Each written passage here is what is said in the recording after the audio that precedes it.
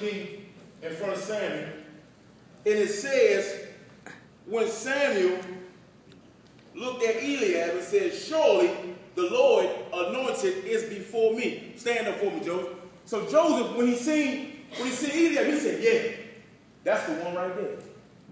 That is the one. I know. You ever walk into a club and you see some nice looking guys or nice looking women, you say, hold up, that is the one right there. That's it. I know it. The Lord anointed is before me. Just what he's saying, that's him. Yeah. That is him. He picked him out of all of them and said, that's him. That's the one. That's the one that God has. I already know it just by the way it looked. Just by the way it looked, I know that's for me. Just by the way it looked. Have you ever picked somebody based off the way that it looks? And the thing they say in the street, everything that look good ain't good. Everything, but it looks good. Boy, it looks good. Stay right there for me, Joseph. Verse 7, Jackie. But the Lord said unto Samuel, look not on his countenance or on the height of his stature, because I have refused him. Stop right there. God said, no. You looking at the wrong thing. When I call somebody for you, it ain't going to be what you like, what it look like. It ain't going to be tall, it ain't going to be hair, it's going to be dark skin, light skin, fat to death, all that. God said, no, it ain't going to be all that when I call it. You looking at the wrong thing. That's why you keep ending up with the same thing. But let me tell you what. If you went back into chapter 9, right? King Saul, the first king, let me tell you all the attributes he had about him. They said he was tall and he was handsome. Right. Yeah. Never say he was a good king. They said King Saul was tall and he was handsome. Sometimes that's all you have is tall and handsome. And sometimes that's all you have is pretty and fat to death. Right. But you don't have no mate that's going to help you get to what God has for you. Right. Then what do you want? Do you want something that's just good looking, or do you want something that's going to have you get to what God has for you? Because at the end of the day, that good looking ain't always going to look good.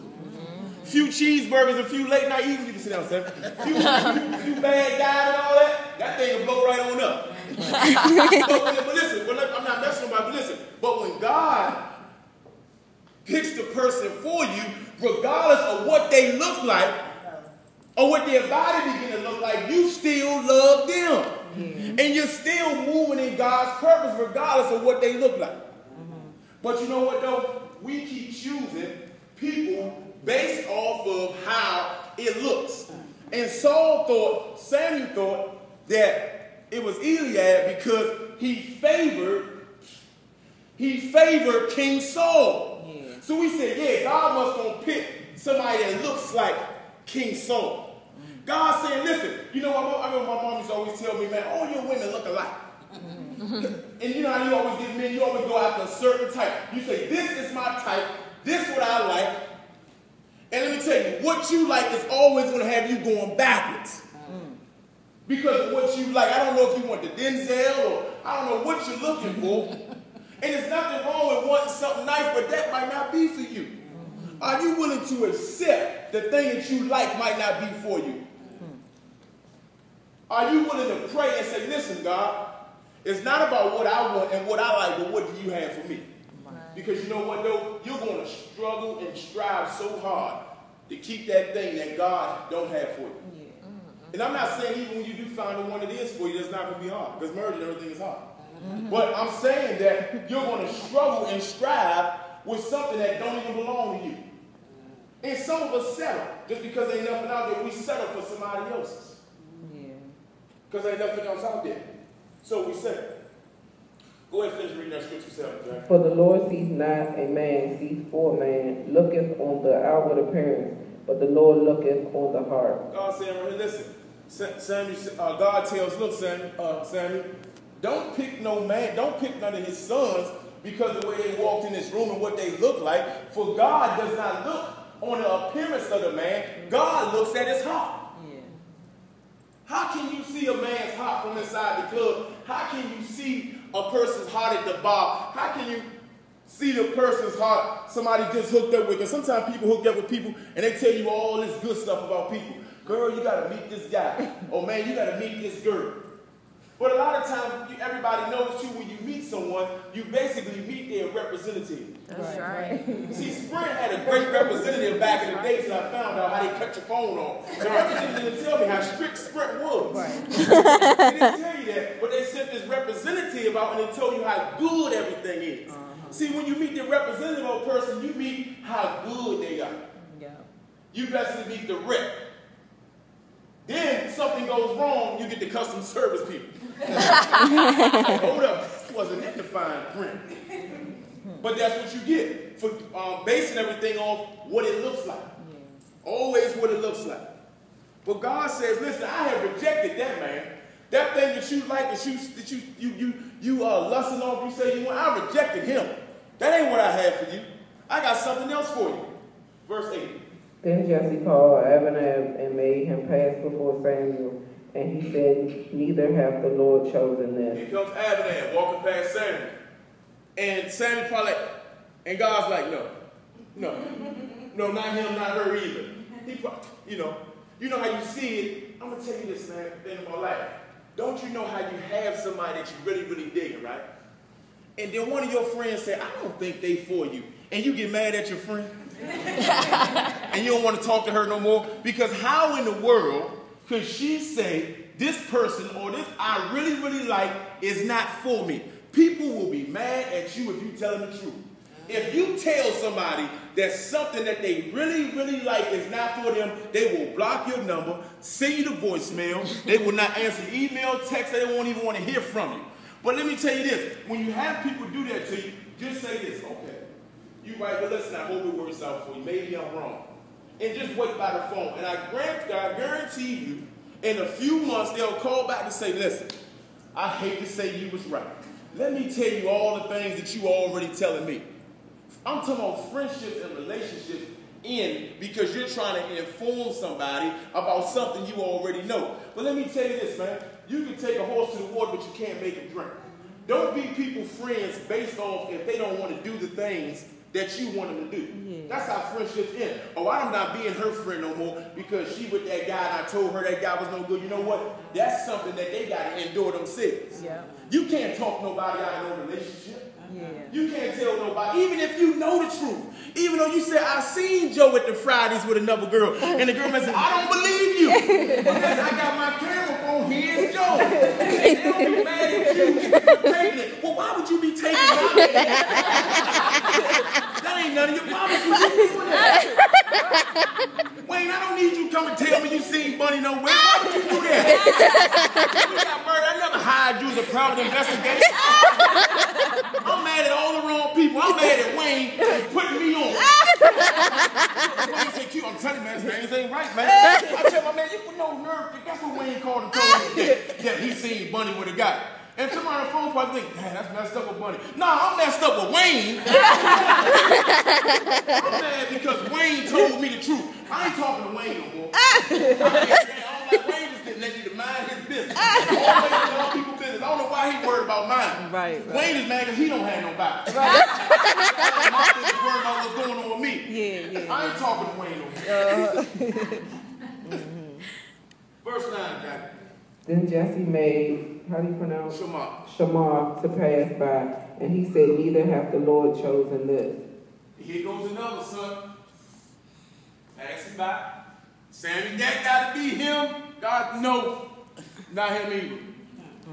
Not him either. Let me tell you this. Have y'all ever heard this saying? People come into your life for a reason, a season, in a lifetime. Yeah. Let me say this. Do you see how God is allowing all these people to come past the prophet Samuel? Yeah. This is you. This is you. God allowed all these people to come past you. And you know what though? It's for you to put them people in the place where they belong. Yeah. You didn't even know that, did you? God allowed so many people to come by your path. But some people are in your life for a reason, a season, and a lifetime. Every man that you run into not supposed to be your husband. That's right. Every woman you run into ain't supposed to be your wife. Every person you run into not supposed to be your BFF. But you make them that, and God said, I sent them through your path for a reason. but you make them something that they're not supposed to be, and you wonder why we're in the positions we're in today. You know what? And I'm not knocking nobody here because I'm in the same boat. Every woman come, that's wifey, that's baby mama. You knock her up, find out that ain't the one. Now you paying child support. Then the relationship don't work out because you chose that. Then another girl come, oh, that's wifey, that's baby mama. Knock her down too. You knock her up, now she got the baby. You paying child support all over again. And you just gonna keep doing that. And look at the pattern. Now you got 3, 4, 5, 6, 7 baby daddies. Or 3, 4, 5, 6, 7 baby mamas. Because you keep choosing to make everybody that come past your path a part of your life. And some people that come in your life, you're just only supposed to be learning something from them. It's something that they're supposed to teach you. It's something that you're supposed to get from them. And I'm not talking about just financial. You ain't supposed to work everybody that come in your life. Everybody not doesn't come into your life just to bless you. But sometimes God said, I'm going to allow this person to come into your life because I want to show you something. And sometimes God would allow people to cross your path to teach you about who you are. God says, listen, I allow this person to come into your life to show you that, you know what, you're vulnerable and you go for everything. So you need to get yourself together. And you're insecure, and you allow anybody to come in here and do whatever they want to do. I'm trying to show you something about yourself. You settle for anybody that say, I will and I do. You just settle. God said, listen, I'm showing you something. This person's here for a reason. Sometimes you get into a relationship and you learn and you get heartbroken. God said, you know what? I allowed that to happen because I wanted to teach you something. And you know what happens in that relationship? You go into a relationship with a guy, you sign for the car, and all of you say, you know what? I'm not going to do that again. Yeah. I'm not going to buy another girl a phone. And I'm not going to buy another girl a bag or another girl no shoes. And you learn from it, don't you? Every relationship, you've learned from it. Sometimes it's bad in a relationship. You get kids out of the relationship, though. Out of stuff that was never for you. And then what happens? You part with the guy, he part with his life, and then you stuck with the kids. Now the kids grow up. No dad in the household because these are the decisions you made. You made them. Then you say, I'm going to try it all over again. Yeah. Another guy come in, you do the same old thing again. Based off of what you feel like it looks like or what it's supposed to be. Yeah. I mean, man, we do it all the time. We're looking at things and we're making the same mistakes over and over and over again based off of what we think it should look like. Next verse, Jackie. Again, Jesse made 7 of his sons to pass before Samuel, and Samuel said unto Jesse, the Lord have not chosen thee. Jesse had 7 sons. Just that me and the men walked by. All of them walked by again. Because maybe Jesse was saying, listen, when Samuel, you said you were here to pick one of my sons. These are all the sons that I had. So he said, everybody walk back for him again. I ain't going to put the maximum going. Y'all on model. But he said, listen, walk by them again, all 7 of them. And normally, another thing, when you read his 7 in the Bible, 7 represents the number of completion. Just a little Bible teaching. Reason why? Because, 6 days God created heaven and earth. On the 7th day, he rested. That's why every time the number 7 comes up in the Bible, it means completion. Meaning God is done. So all 7 of the sons walk by, and Samuel's like, nah, man. That ain't it. None of these are the sons that God had chosen. None of these are the sons. And no way, it brings me to a point today. I hear people say all the time, I hear people say, man, ain't no women out here, ain't no men out here. I've seen them, I'm done dating, I've been out here, ain't nothing out here. It ain't nothing out here. Everything I didn't have everything. I didn't have the hustlers, I didn't have the working men, I didn't have them all type of women. Ain't nothing out here. This is what Samuel said, man, I've seen the best of your sons. God has not chosen none of these. None of these, no. They look good. They handsome, they tall. But God has not spoken to my heart yet, saying that this is the one.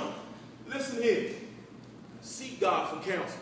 Meaning that if you're going through a situation, relationship with somebody, and you want to know if they for you, seek God for them. Don't let nobody else talk you in anything, or talk you in a job or a career, whatever like that. Seek God from you. Because just like the men are passing by, opportunities, careers, and things like that will come by you. And if you're not hearing from God, you don't feel it in your spirit that it's right for you, don't take it. Wait it out. Next verse. And Samuel said unto Jesse, Are here all thy children? And he said, There remaineth yet the youngest, and behold,